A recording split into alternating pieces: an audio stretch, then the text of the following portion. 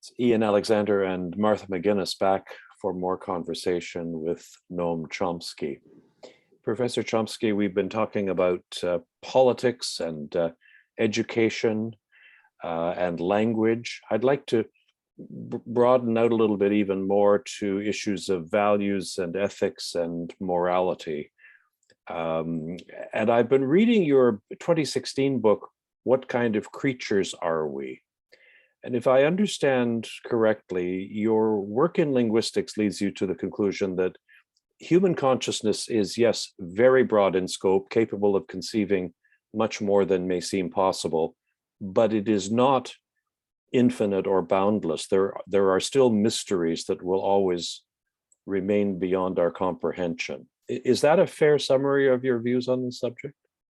Well, I think it's infinite, but bounded. That's different notions. Can you say more about the distinction between how something can be infinite and yet bounded? I'll take the natural numbers, the integers, 1, 2, 3, infinitely many of them, but they don't include the real numbers. Since Cantor in the 19th century, we've understood that there are infinite collections of different sizes. So as he proved, the rational numbers, the fractions, have the same cardinality as the natural numbers. You can make a one-to-one correlation between the natural numbers, the integers, and the rational numbers, but not the real numbers, points on a line. That's a different scale of infinity, and you can go beyond that. So our knowledge of language, for example, is infinite, but there are many impossible languages that we couldn't inquire. So when one extends that that concept based in mathematics and in linguistics to questions of human consciousness, what then is the set of things that resides in the area that you have characterized as mysteries? Well, we have to distinguish the bounds of consciousness from mysteries. We're not conscious of the way the particles in the universe make up the objects that we see, but it's not what I call a mystery for humans. It's within the bounds of human capacity to understand, at least to understand theories about it. And it's the same with language. We have no conscious awareness of what's going on in our minds when you and I are using language to interact. Can't possibly introspect into it. We can only even when we carry out what we describe as talking to ourselves, we're actually only using the externalized form of language. We don't know how these thoughts are being constructed, how the sentences are being constructed. Can only find that out the way we learn about other aspects of the universe from the outside.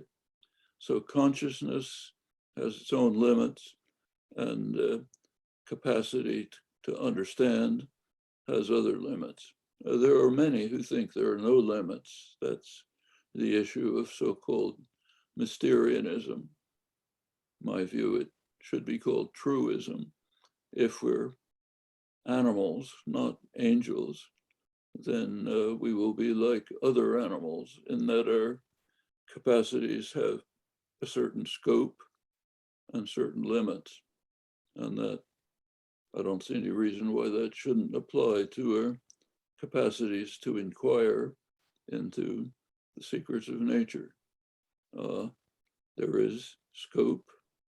Science, in fact, presses the scope as far as possible, but we have no reason to assume that there are no limits to this ability. Every other organism does have limits. And in fact, scope and limits are even have a kind of a logical connection, that you have scope for your capacities because they have certain properties. If they didn't have these intrinsic properties, there'd be no scope. They would just be kind of like an amoeboid creature, no structure. But since our capacities have internal structure, providing them with scope, you'd expect that internal structure to also impose limits on what they can achieve. This is highly contested. It's commonly believed that there are no limits. David Hilbert, famous great mathematician, had carved on his tombstone, "There is no ignorabimus." There's nothing that we can't learn.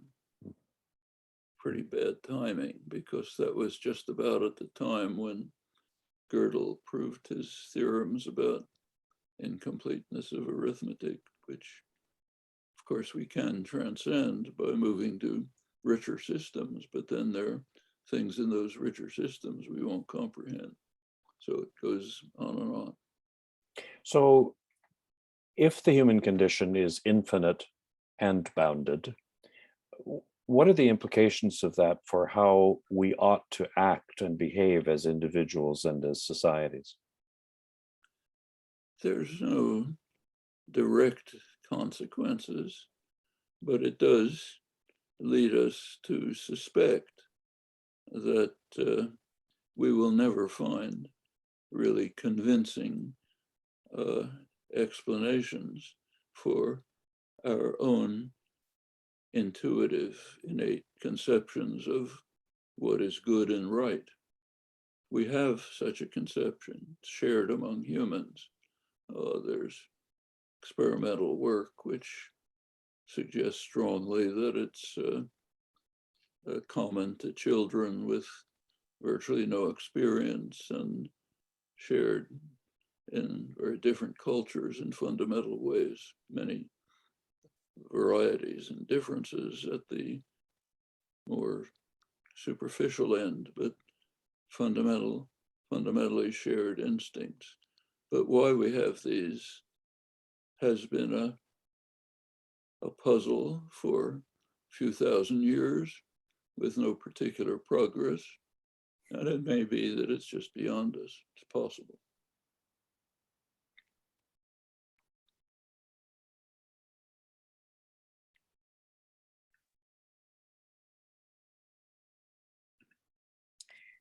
Noam, you've argued against the dualist view that mind and matter are separate domains. So if there's only one type of stuff in the universe, then what implications does this have for how we do science? Well, there was a time when dualism, the distinction between mind and matter, was a very sensible scientific proposal. Descartes is the classic example. Descartes, there was at the time a conception of what the material world is. Galileo, Descartes, Leibniz, Newton shared a rather intuitive conception of the nature of the material world. It was called the mechanical philosophy. That meant mechanical science. The idea was the world is a machine, a collection of levers, gears, and things pushing and pulling each other, kind of a very super sophisticated version of the kinds of artifacts that were in fact being constructed by skilled artisans in Europe at the time, proliferating all over. The fountains at Versailles, figures performing plays, all sorts of what were regarded as quite astonishing things constructed by artisans. And the idea was, well, the world was just constructed by a super skilled artisan, the same kinds of things. That's the basis for modern science. Descartes convinced himself, plausibly, that there were certain things that didn't fall within this framework. One of them, interestingly, was language, one of the main ones. He held that the capacity that we constantly exercise of constructing new thoughts in our mind, linguistically formulated, and using them to convey to others who have no access to our minds what the innermost workings of our minds are. Actually, that was regarded by Galileo and his contemporaries as one of the most astonishing things in the universe. And I think their awe and amazement is worth contemplating. We don't understand it still. But Descartes concluded that this and a number of other things lay beyond the bounds of the material universe, the mechanical philosophy. He thought that he had his own theory, his physics, had shown that everything apart from these could be accounted for within the mechanical philosophy, could be shown, accounted for in mechanical terms. Well, Newton's great discovery was that nothing can be accounted for in mechanical terms, that to him, this was a total absurdity. He described it as an absurdity which no person of scientific understanding could possibly accept for a moment. He spent the rest of his life trying to get around it somehow. Other great scientists did as well. Finally, over the years, it was just became scientific common sense. The world is not a machine. So what is it? Well, we have no idea. It's whatever science tells us it is. So we have no longer any concept of the material world. It's whatever the best theories tell us. So one proposal by a distinguished physicist at the Institute for Advanced Study, John Wheeler, is that the universe is just bits of information, answers to questions that we pose. There's nothing else. It's called it for bit, it from bit. The bits are the pieces of information. It is whatever there is that is constructed from that. I'm not competent to decide whether that's a good theory or not, but if it is, that's what matter is. We have no conception of it. There's a delusion in philosophical literature that Newton exorcised the ghost, got rid of the ghost in the machine. It's the other way around. He got rid of the machine. The ghost remains untouched, the mind. Actually, John Locke, contemporary of Newton, understood immediately the significance of Newton's discoveries. He put it in his theological framework. We can restate it without the framework, but in his words, just the illustrious, I'm virtually quoting, the illustrious Mr. Newton has shown us that God endowed matter with whatever matter is, with properties that we cannot conceive, namely attraction, repulsion without contact. And so God might have superadded to matter the capacity of thinking. In other words, thought could be just some property of organized matter, whatever matter is. That's called Locke's suggestion in the history of philosophy. That was pursued extensively in the 18th century. Very serious work trying to show how thought could be just some property of organized matter. Finds its way even into Darwin's early notebooks. By the 19th century, it was mostly forgotten. The 20th century disappeared under the impact of behaviorism, structuralism, other kind of ultra-empiricist approaches, was rediscovered in the last part of the 20th century and considered a remarkable new idea in the history of philosophy and the history of science. Astonishing hypothesis, as Francis Crick put it. Basically what Locke recognized was necessary and was studied extensively in the years that followed, then forgotten. But I think that's what we're stuck with. We don't know what matter is. We know a lot about what thinking is, but we do not know how whatever the world is made up of provides this property that we can study and investigate. I should say that in the modern period, very modern period, it's not a traditional concern, consciousness has become what's called the hard problem. That was not true traditionally. Consciousness was not even studied until probably the 17th century. And then the first philosopher, scientist to have investigated it was the Neoplatonist Ralph Cudworth, 17th century Neoplatonist, Cartesian basically. But for a long time, consciousness meant inquiry into our own minds. What are we aware of in our own minds? That was consciousness. 20th century, it means our awareness of the world. What are we conscious of when I look at the background that I see where you're sitting? That's a new problem. And I think it's pretty much misformulated for reasons that Bertrand Russell explained a century ago, 1928. He pointed out that of all, everything we have any knowledge or understanding of, the most obvious and clear is what we're conscious of. Our conscious experience is what we know most about.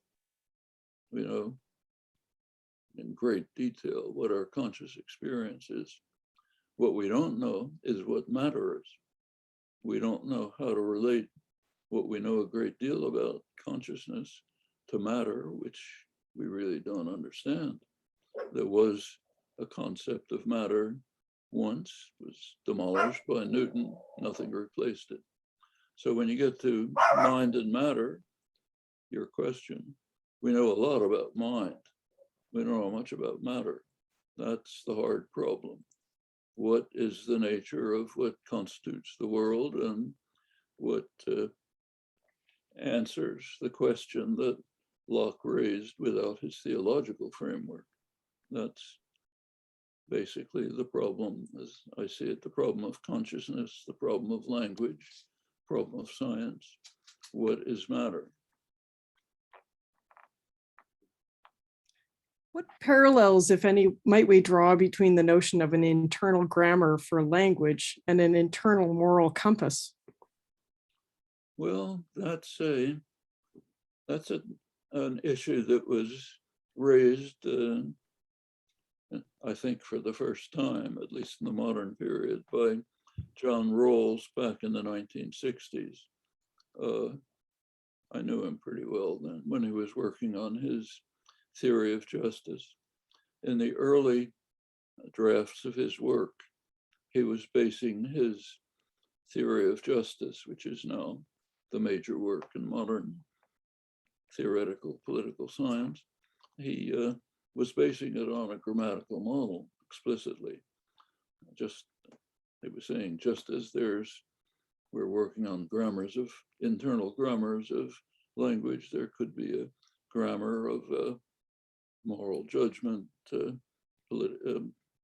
what's a good life, and so on. He received so much criticism from the philosophical world that he dropped it, and turned out he didn't want to get caught up in that side debate. So he dropped the model. And if you look at his theory of justice, it's not there. About 15 years ago, I guess, a young philosophy student, John Michael, picked it up, looked back at it, wrote a very good dissertation, Syracuse. I was one of the supervisors, in which he went through the criticisms of Rawls's early approach and rebutted them, I think, quite successfully, and then proceeded with the same project. Can we find something like a grammar of moral judgment? And did quite good work. He also began working with some cognitive psychologists on experiments to try to draw out some evidence about this. It's presented in a major book of his. He went off into law school, now professor of law at Georgetown University. But the same kind of work was picked up by others, including Mark Hauser, who's a cognitive neuroscientist, friend and colleague. He has published by now several books based on research that he and his colleagues have done with children, with other cultures, trying to see if there are principles that you can find that constitute something like a grammar of moral judgment, maybe using some of the same principles that are in language, like recursive enumeration of a discrete infinity of objects and so on. So you can take a look at that, but these are efforts to explore this question, quite recent and not widely accepted, though in my view, it's probably the most productive way to proceed. Note that it doesn't answer the question, how do we know that our judgments are the right ones? But it's not clear that that's a real question. Some of the people working in this area, very fine German philosopher Matthias Malmann, who's also been working on this topic, has pointed out that we could raise the same questions about epistemology. So we have ways of searching for what we think may be the truth about the world, but how do we know these are the right ways? Maybe there's some others we haven't thought of, or maybe that are out of our capacity. These are unanswerable questions. Since they're unanswerable, there's no point raising them. Professor Chomsky, the series that you joined us for in Victoria earlier this year was called Values for a New World, that world being hopefully the world on the other side of the pandemic. You have said that there must be values beyond those that are assigned by the market, beyond power and profit and conspicuous consumption. What, in your view, should or might some of those values be, accepting that we can't know if you're right, but we'd still like to know what you think? Well, my feeling is that we learn more about these questions by looking at concrete examples than by debates in the stratosphere. So let's take the pandemic and the values that the market is imposing on us versus those we know we should be applying. The Omicron variant has just appeared. It's now spreading all over the world. It's swamping Delta. We don't know exactly what it is. But why did it appear? Why did it ever emerge? Well, we have a pretty good guess, can't know for certain, but very likely because the rich and powerful countries, including Canada, which was one of the more extreme villains in this regard, simply monopolized vaccines. Canada, for example, took way more vaccines than it could possibly use. I think 5 or 6 times as many, I don't remember the details, and withheld them from poor areas, the global south, like India, South Africa, which have the capacity to produce, but don't have the legal right to use the processes to produce vaccines because they're blocked by the rich and powerful countries. In this case, Germany was in the lead, demanding that the corporations that produced the vaccines have total control over the processes for producing them.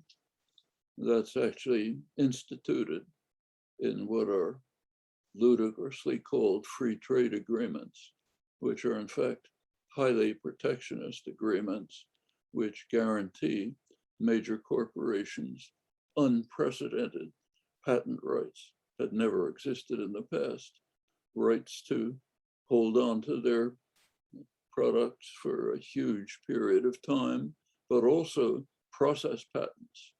They are, in the past, that wasn't the case. You could patent something you produced, but the process wasn't secret. Under the radically protectionist so-called free trade agreements, the processes are patented too, which means that India, South Africa, Iran, other countries that have pharmaceutical industries can't use them, can't produce them. So their populations have very low vaccination. It's a pool for the virus to mutate, and it happily does. It's where the Delta variant comes from. It's where Omicron comes from. That's where the next, possibly more lethal one will come from, because of the values upheld by the rich and the powerful. Notice that these are not market values. So the highly protectionist measures, which allow the big pharmaceutical corporations to make huge profits and basically set monopoly pricing rights, has nothing to do with the market. That's interference with the market, but interference with the market for the benefit of the rich and powerful.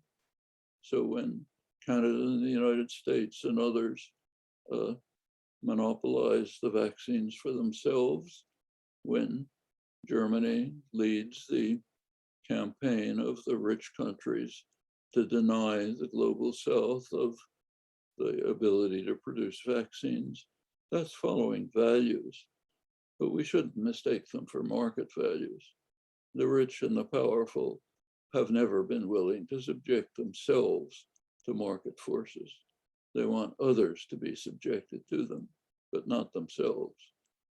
They have to be protected from the ravages of the market. The population generally has to be subject to them. It's actually what's called neoliberalism, extreme form of this. Well, we're looking at a concrete case right before our eyes. Spread of the Omicron variant, the next one to come, reflects certain values, not very attractive values. In fact, if we look closer, it even becomes uglier. Take Iran. Iran is one of the very few countries in the global south that actually has an advanced pharmaceutical industry, could produce vaccines, can't, partly because of the insistence of the rich that the pharmaceutical companies be able to protect their processes, but more, it's because the United States has imposed harsh, brutal, murderous sanctions on Iran to punish Iran for the fact that the United States dismantled the joint agreement on nuclear weapons. So therefore, we have to brutally punish Iranians with severe sanctions, which are murderous, of course, and which also prevent them from getting the kinds of materials that are necessary to produce vaccines that could save lives in Iran and elsewhere. Those are our values.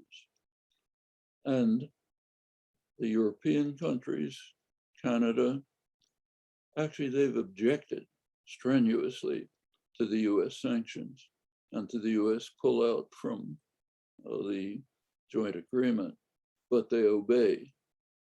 They obey. They're afraid of the master. Those are more values. So Europe can protest loudly about the American sanctions, but they abide by them. because you don't want to step on the toes of the master. Those are our values too. The values of Canada, for example. Canada is an interesting case, very interesting case. There's a supposedly deep concern about Iran's possibly getting a nuclear weapon. Very simple solution. It's known all over the world. Establish a nuclear weapons-free zone in the region with inspections. And inspections work. We've seen that before the United States tore up the joint agreement. Even US intelligence agrees that Iran was abiding totally by the agreement. Inspections were very intense. So there it is. Set up a nuclear weapons-free zone in the Middle East. Inspections, the end of the Iranian nuclear weapons threat. The world overwhelmingly supports this. Comes up regularly, the UN international sessions, almost universal support. The latest time was about a year ago when it was virtually 100% support, including all the regional powers, including Iran. 3 countries blocked it: United States, Israel, and Canada. Was that a headline in Canada? I doubt it. But it's the kind of thing that Canadians ought to know and think about. Why does Canada have to be so subordinated to the rogue state to itself that it has to even not only ensure that Iranians can't get vaccines, but even block the obvious way of ending the Iranian threat if one believes that there is one? Now, we all know the reasons. You're not allowed to say them, but I'll say them. We have to protect Israel. We have to protect Israel's nuclear weapons system and make sure it's not inspected. Actually, sometimes this even becomes explicit. The New York Times, a couple of months ago, had its first editorial calling for pointing out the obvious without giving any of the background. The obvious being that the simple way to end the so-called Iranian threat is with a nuclear weapons-free zone. But notice the way they formulate it. Not a nuclear weapons-free zone in the Middle East, which is what the international community wants, but a nuclear weapons-free zone in the Persian Gulf. In other words, including Iran, but excluding the holy state, which can't be touched. In fact, the editorial stated that Israeli nuclear weapons are non-negotiable. Okay, those are our values. If we look at what we're actually doing, and you can find it all over the place. I mean, describe one I just learned about yesterday, which is so depraved, I hardly can think of words to describe it. There's great concern about China's policies of investment, development, lending all over the third world, concerned they might be caught in a debt trap, meaning the countries wouldn't be able to pay it back, would increase China's influence. Well, I read an article yesterday in the Asia Times about a debt trap in Asia, Cambodia. Cambodia can't pay back loans that it incurred. Actually, the lender claims they can pay it back. They just are refusing to. So the lender is insisting on maintaining the debt. The debt was incurred in the early 1970s, incurred by the government that the US had imposed in Cambodia. At that point, the United States was carrying out one of the most intense bombing campaigns in history in Cambodia. It was, the wording that ordered it is public. It's by Kissinger. Kissinger transmitted Nixon's orders to the Air Force The words were massive bombing campaign in Cambodia, anything that flies on anything that moves. It's probably the most extreme call for genocide in the historical record. And it had horrendous effects in Cambodia, including laying the basis for the Khmer Rouge. Well, that was US policy to Cambodia in the early 70s. At that point, the United States did lend money to the government it had installed. Now it is demanding that that money be paid back, when that was the policy of the United States at the time. This is beyond words. I can't discuss this. But those are our values. Our values are also to keep it secret so nobody knows about it. Well, we all cooperate in that. So if we want to know what our values are, we just look at the way we behave.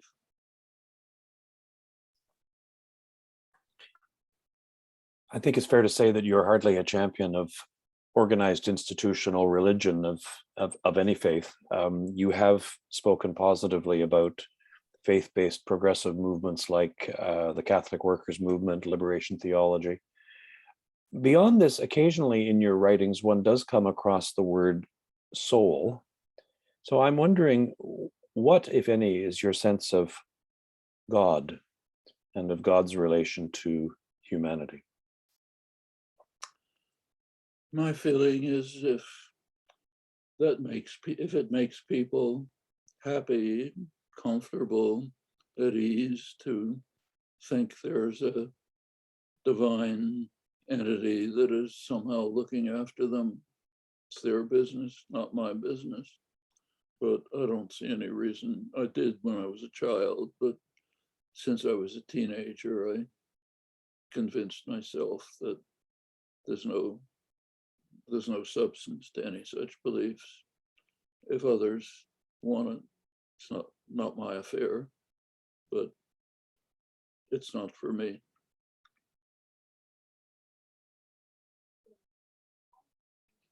Thank you. A few more questions about language and linguistics, if we may. B.F. Skinner famously proposed that children come to associate words and sentences with the world around them through conditioning. What vision of humanity does this imply, and how is it wrong? Well, he actually spelled out in some detail the vision of humanity that it implies in his book Beyond Freedom and Dignity, and in experimental communities that were constructed on the Skinnerian model. In these communities, there's a privileged class, those who carry out the conditioning. It's assumed that they are right and just by definition.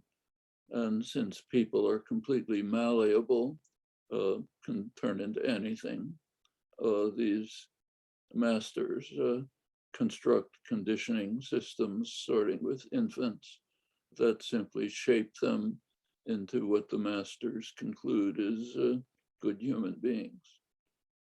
It's a vision that makes Orwell look humane, I think. But you can have your own judgment about it.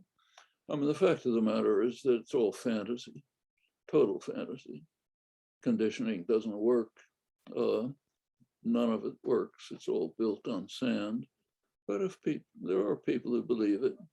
By now, even in experimental psychology, it's been shown that conditioning is a very narrow phenomenon, if it works at all.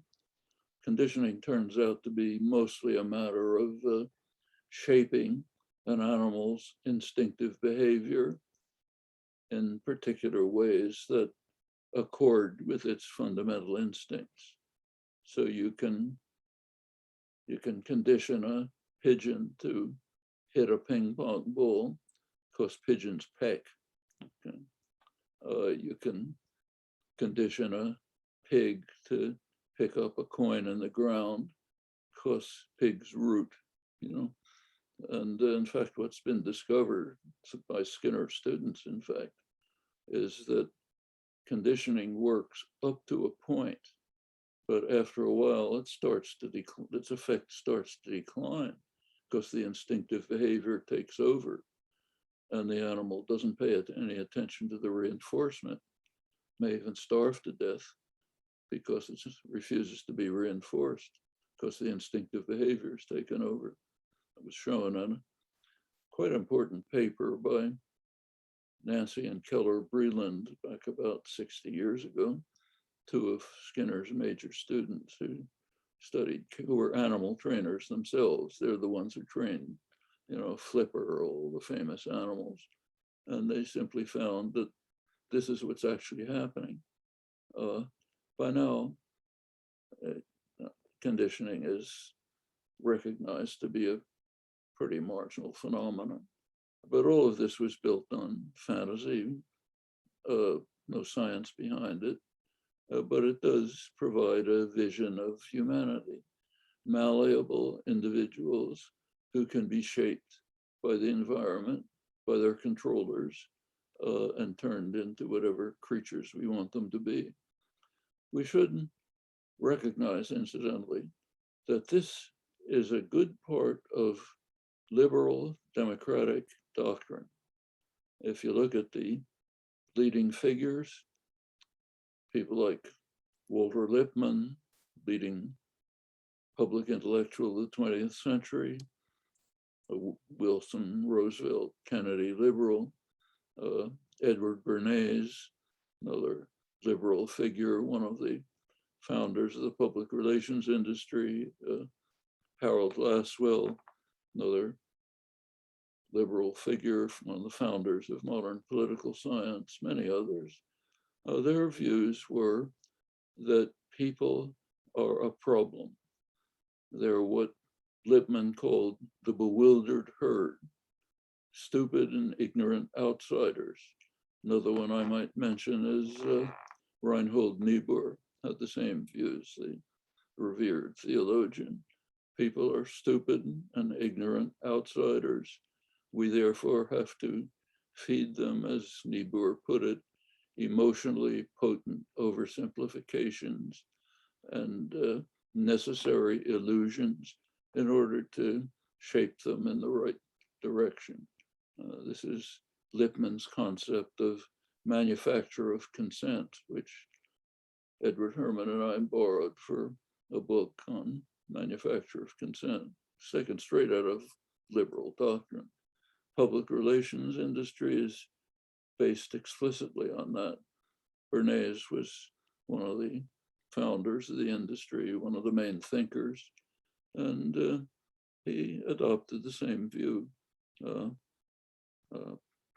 Propaganda, it was called propaganda in those days. Term propaganda got unpleasant connotations later, but in the 1920s, early 30s, it was just a neutral term, meant persuasion. It still does in many other languages, but in English it's used for the bad guys. But our propaganda is for the right and good. But the idea of the core of the public relations industry is based on the idea that we can mold people by proper techniques into becoming what the business press called committed to the superficial things of life, like fashionable consumption. And from the point of view of the intellectual community, the state policy intellectuals, state managers, we can keep them out of our hair. We can divert them into other issues like fashionable consumption and keep them from bothering us. The way Walter Lippmann put it, that we have to protect ourselves, the responsible men, as he put it, the smart guys. We have to protect ourselves from the roar and trampling of the bewildered herd, who have to be spectators, not participants in political action. That's liberal democratic theory. Goes way back, goes back to the founding of the country. In fact, you read James Madison, other framers, different rhetoric, but fundamentally the same ideas, and you can trace it as far back as you want. The people are a problem. We have to marginalize them, ensure that they're under control by one means or another, while we, the self-designated responsible men, run things, of course, for the benefit of all, because we're so benign.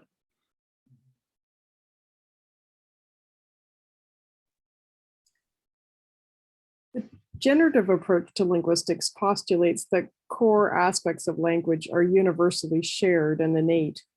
For many people, it's important to recognize the different worldviews that different languages can encode. Do you think the generative approach denies this aspect of language?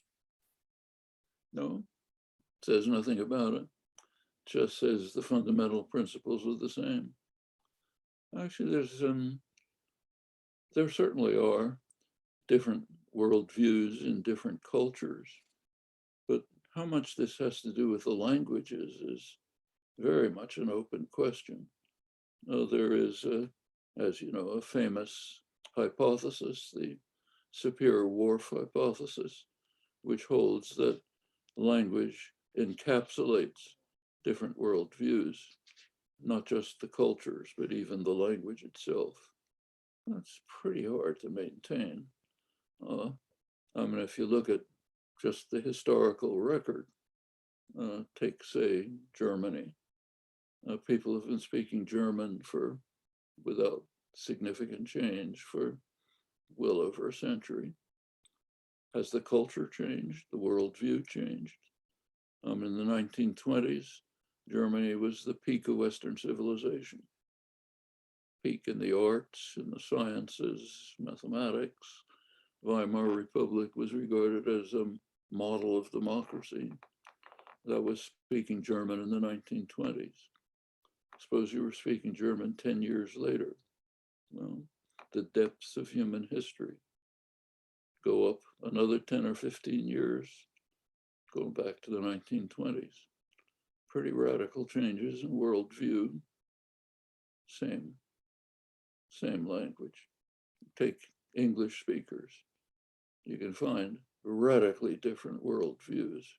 In fact, you can read the New York Times this morning, find a long review article on the many scholarly studies that are coming out about the collapse of American democracy and whether it's terminal under the impact of a Republican Party that has drifted to proto-fascism, which is in fact correct. Attitudes of Republican voters now rank along with attitudes of voters in, say, Germany for the neo-fascist party, Alternative for Deutschland, AfD, same in other countries. And the discussions have to do with whether this is terminal. Has the United States reached tipping points where it's irreversible? Well, that's speaking English. At the other extreme of the political spectrum, the New Deal in the 1930s initiated the road to social democracy, which was picked up by European countries after the Second World War. Not the most marvelous thing you can imagine, but among the more beneficial developments of modern society. Same language, same. And in fact, there have been many experimental studies now to try to find some evidence for the Sapir-Whorf hypothesis. You know, do people speak different languages, perceive colors differently or something? Evidence is very thin. Nothing really about worldview. In fact, our old friend, yours and mine, the late Ken Hale, great anthropological linguist, he did very important work. He was very modest, so he didn't publish it much. It's in Festschrifts, obscure. in which he mainly, telling you what you know better than I do, but he studied Australian languages, mainly Australian Aboriginal languages. And he found that the languages looked impoverished. So maybe they didn't have numbers past 5, let's say, or they didn't have color names beyond black and white. But as soon as you explore it a little bit, they had all the same concepts. If they didn't have a word for 10, they could go like this. If they didn't have a word for red, they could say blood-like, you know. All the concepts were there. It's just didn't have the terms to use them. And there's no indication that, I think there is some very limited evidence that the language you use has some effect on the way you see and understand things, but it's pretty thin. And I think the overwhelming weight of evidence is of the kind that I mentioned. We see cultures varying radically with the same language, worldviews changing about as far as we can imagine in human experience, but expressed in the same language.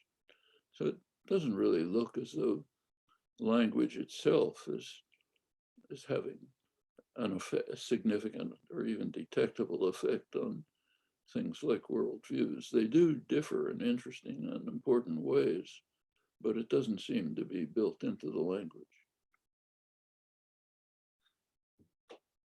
Perhaps a related question. Indigenous language researchers have argued for a deep connection between languages and the land where they emerge historically. I recall actually Ken Hale giving linguistic evidence to help identify the ancestral territories of different groups in Australia. So if language is in the mind, as you've argued, what do you think about this connection between language and land? Well, actually, that's something, as you know, that Ken Hale was very active in, working on land claims in Australia by Indigenous people, of course, whose land was stolen from them by the English settlers, just as in Canada and the United States. But there is now a revival of some efforts to provide at least a little bit of justice for the people who've been viciously mistreated for centuries, including land claims. And anthropologists have found that there's a lot of connection between terminology in the language, ideas expressed in it, and connections with the ancestral lands. And those are being used in efforts to try to right at least some of the monstrous wrongs. There's a field, I forgot the name of the field, that works on land terminology and territorial rights, part of basically political anthropology. Thanks.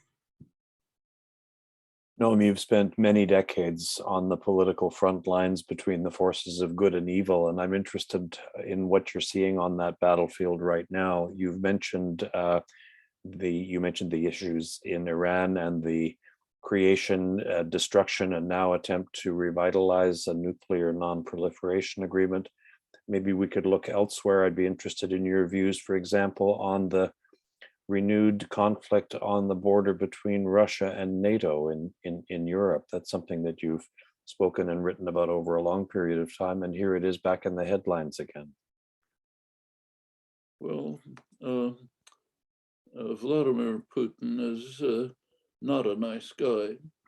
We wouldn't want to invite him for dinner. Does a lot of horrible things, turned Russia into a kleptocracy with his maybe permanent rule, greatly enriched himself and his colleagues. He's turned it basically into a petrostate with powerful weaponry. But and now there's a serious conflict brewing over Ukraine. There's a solution to it, which I think every sensible person can see pretty easily. To my astonishment, it was even voiced on Fox News recently by Tucker Carlson, another person I wouldn't want to invite for dinner. But Carlson pointed out, I think correctly, that Putin is not interested in invading Ukraine. He's interested in defending Russia's borders. Now, there is a background to the conflict in Ukraine. Ukraine historically was a core part of the whole Russian system. In fact, national mythology, or whatever you want to call it, traces the origins of the Russian system back to Ukraine. For long periods, Ukraine was simply part of Russia, later the USSR. It's part of the Russian heartland, right in the center of their interests. In 2008, George W. Bush offered to incorporate Ukraine within NATO. No Russian leader, whoever it is, Gorbachev, anyone else, would be willing to accept this. This is like the United States accepting, say, Mexico to be part of a hostile military alliance, placing advanced weapons on the US border, carrying out military maneuvers in Mexico, a hostile alliance. From Russia's point of view, there's a little bit of history which we don't look at. Germany alone virtually destroyed Russia twice in the last century, killing tens of millions of people, virtually destroying much of the country, coming pretty close to conquering it twice. They don't feel very comfortable about a military alliance, not only including Germany, but backed by the United States, the most powerful country in human history, long record of violence, terror, and subversion, right at their borders. Now, this was when the Soviet Union collapsed back in 1990, 91. There were negotiations between Mikhail Gorbachev on the Russian side, George H.W. Bush, first Bush, and his Secretary of State, James Baker, Helmut Kohl, Genscher in Germany, negotiations on how to handle the relationships after the collapse of the Soviet Union. This is before the total collapse, but during that period. Their concern was Germany. Of course, Russia's concern as well, given the history. Gorbachev agreed to allow Germany to be unified, and even within NATO, which is quite a concession for Russia, considering the history and the geostrategic situation. There was one condition, that NATO not move to East Germany. And James Baker, Secretary of State, made the famous verbal statement that NATO would not move 1 inch to the east, meaning East Germany. Nobody ever contemplated anything beyond. Well, made the agreement, NATO moved to East Germany. Gorbachev complained, and he was informed that it was just a gentleman's agreement, nothing on paper.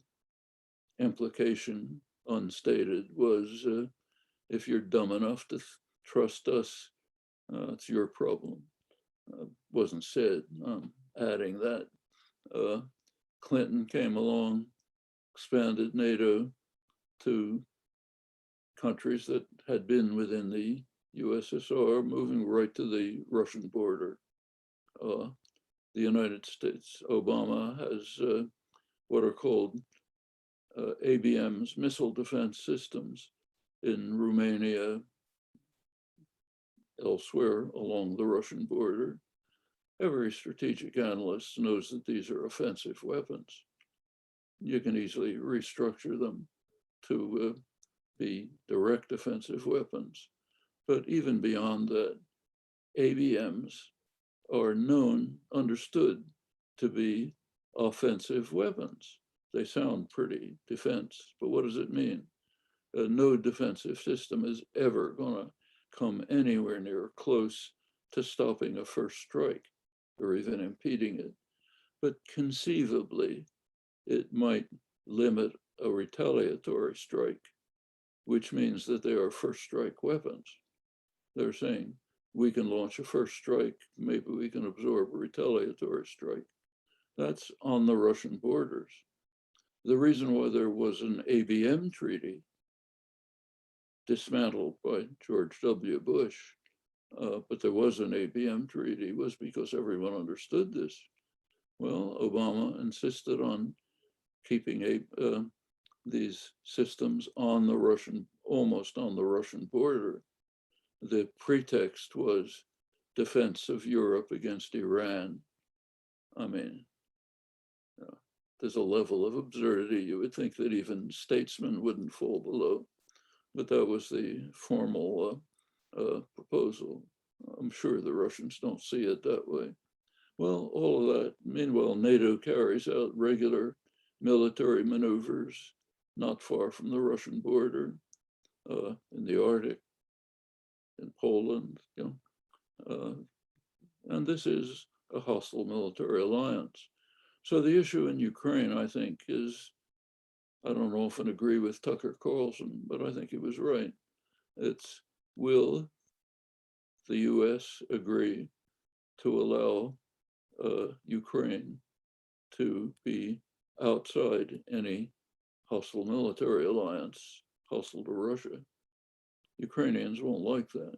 It goes along with some kind of internal accommodation in Ukraine, which would allow some kind of degree of autonomy to the Donbass region, the region that's mostly Russian speakers. It's not beyond the limits of negotiation. It's not the prettiest agreement in the world, but I think it's the best that's feasible. The alternative is really horrendous. There just cannot be a war between major nuclear powers. That's the end of the world. I'd like to close with a few questions that may allow you to take the long view. I'm wondering if your views have changed and evolved over time, and if so, some ways that has happened. Well, as Martha can tell you, my views on language have changed radically over the years. In fact, almost every week, new things. In fact, anybody who's in any field who's still teaching what they taught 5 years ago, if that's happening, either they're brain dead or the field is dead. Changes all the time. In the realms of social life, political life, and so on, I've, of course, learned a lot more over the years, but to be honest, I don't think my views are very different than what they were when I was a teenager, just filled out in far more detail. Lots of mistakes along the way on many things, but fundamentally, I see the world pretty much the way I did then. We began our conversation talking about hope, and you spoke of the utility, if you will, or the pragmatism of hope, if I can put it that way. I'm wondering, though, if you ever do get tired or discouraged as you watch the world. Well, take what I just described about the debt trap in Cambodia.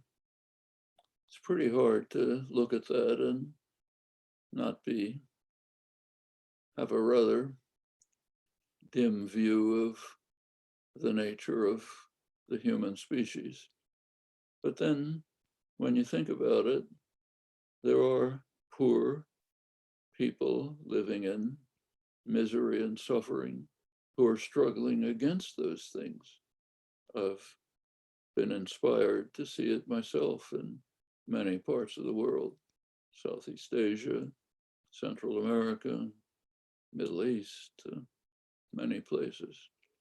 And as soon as you think about that, you realize from our position of privilege, we have no right to even think about giving up hope.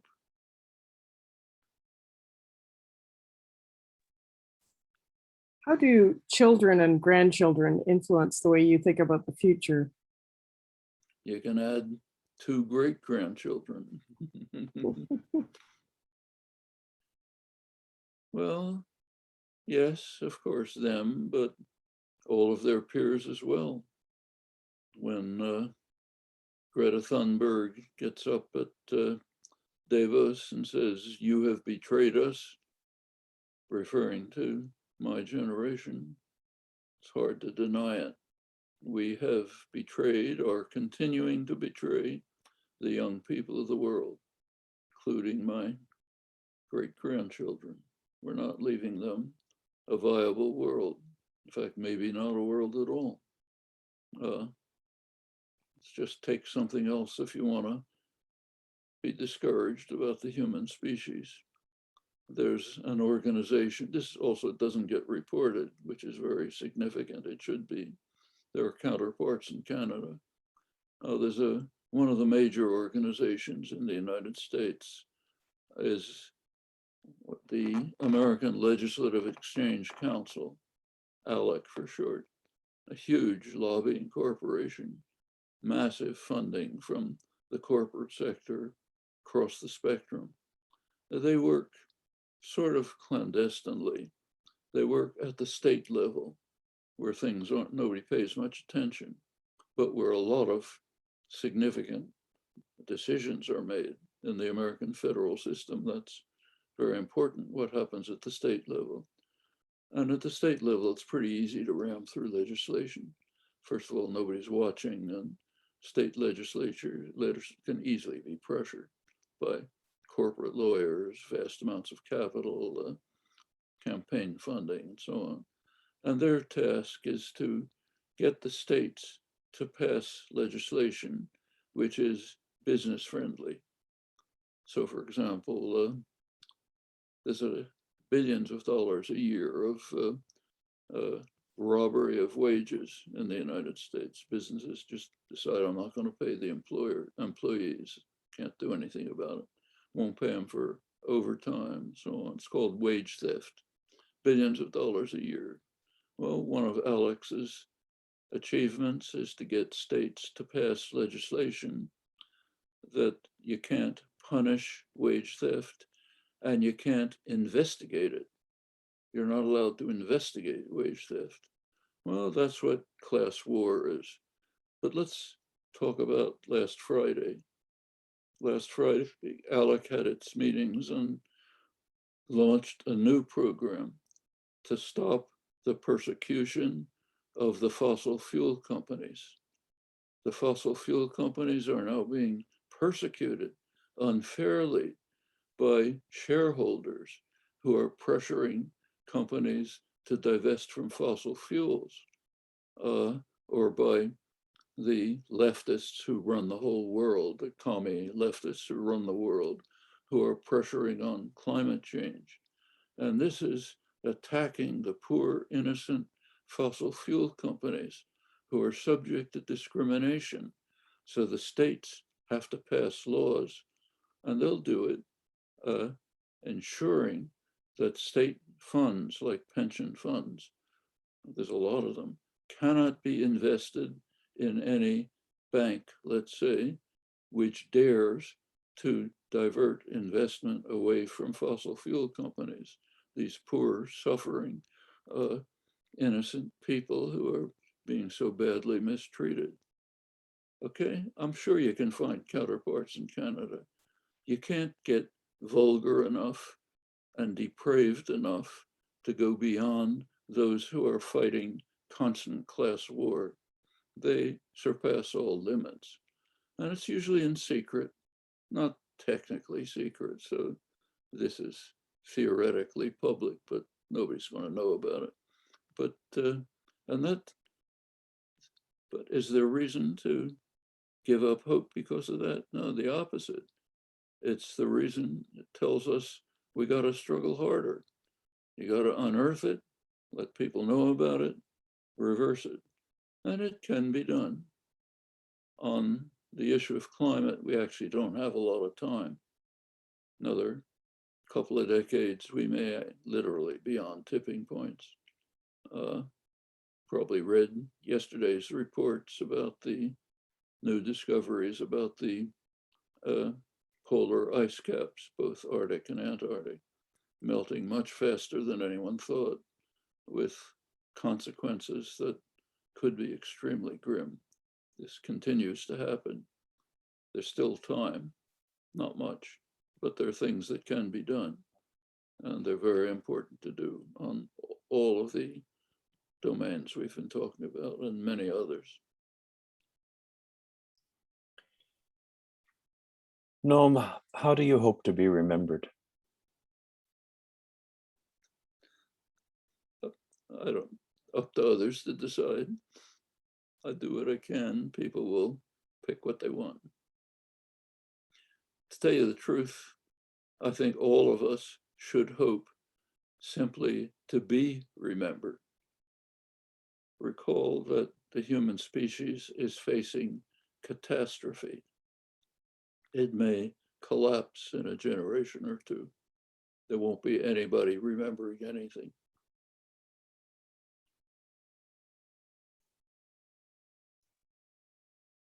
Thank you so much for talking with us. Thank you. Thank you, Noam.